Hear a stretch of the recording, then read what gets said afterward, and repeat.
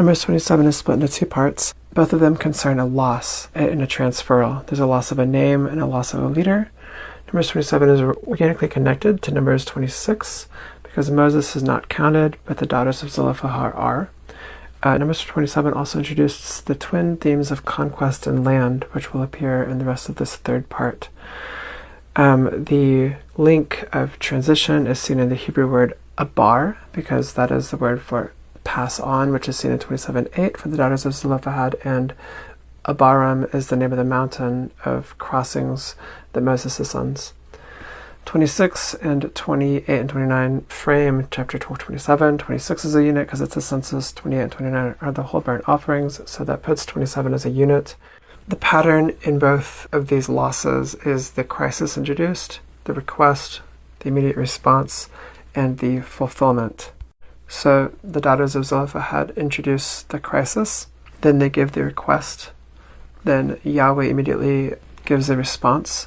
He commends them and says that they'll get an inheritance, and then the exact workings out of it are fulfilled then at the end where the case law is given.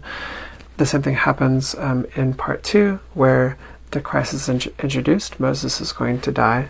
Then Moses makes a request for a leader, and then Yahweh answers, and then you get the fulfillment of that answer. The relationship of the inheritance and the clan is interesting, right? Because the Nahala, the inheritance, is actually given to the tribe, and they are the trustees. The Mizpahah is the clan, the immediate set of families. If you have a father's house that's maybe 3 or 4 generations, the set of those would form a Mizpahah, which would, protect each other's land. Every 50 years, they might actually redraw some of the lines depending on who's done what. There's, a whole bunch of are there common lands, like the woodlands and that sort of thing that could be used by everybody, which are debated a lot. That stuff's not quite as important for this, but understanding that this is for the Mizpahah, which this is talking about. They want a share among the Mizpahah, and they later on will be constrained to marry within the Mizpahah. It's also important to understand the word gara, which is to be removed, which is similar to garath, being cut off from the people. And this explains why they want a holding. They want their father's name to be listed among the people of God, which is done not through last name or something like that, but rather through this land.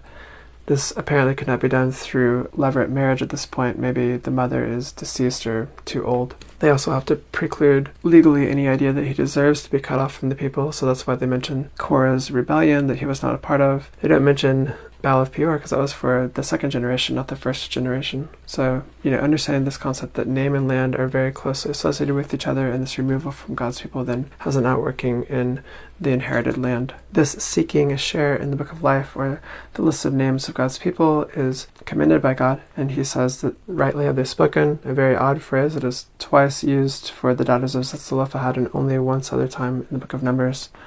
They're commended for them seeking this land. You could contrast them with the 10 leaders who wanted to go back to Egypt and rejected Yahweh's land. Their request is ultimately fulfilled in Joshua 17. All right, well, if that forms the tribe of Manasseh, then the tribe of Ephraim is seen next in the crisis that Joshua answers. And this brings up the theme of Joseph himself, who wanted his bones to be buried in the Promised Land.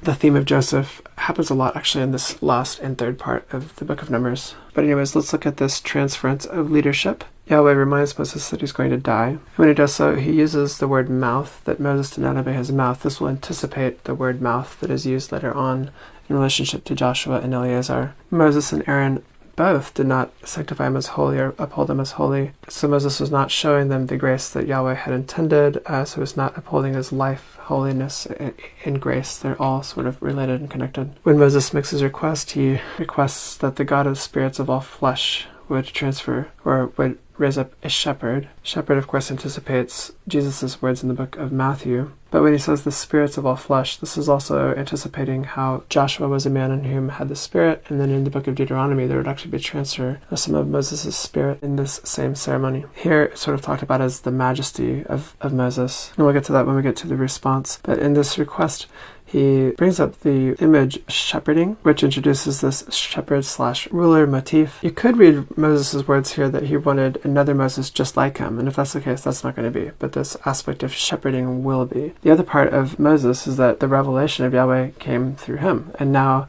any revelation that will happen will go through the priesthood. So this prophetic part kind of goes to the priestly part, not the political part.